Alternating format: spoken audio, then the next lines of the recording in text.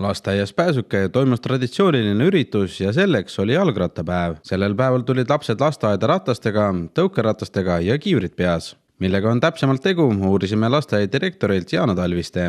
Tuletame meelde viisaka jalgratturi reegleid ja lapsed siis tuletavad meelde, milline on ikka viisakas jalgrattur, kuidas peab liikuma tänavatel ja peale seda siis väiksemad lapsed jäädavad lasteaiahoovi ja suuremad lapsed sõidavad meie linnaparki, kus siis toimuvad igasugused ülesanded nende jaoks ja nemad hakkavad neid täitma.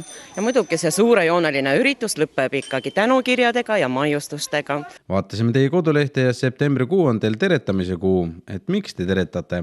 Ka sellepärast meile lasteaeda tulevad ikka uued lapsed ja 1. septembris on uued lapsevanemad ja mõned võib-olla uued pedagoogid on saabunud meie lasteaeda. Eks me teretame, oleme viisakad ja paneme ikka uue aasta hoogu viisakusega ja teretamisega.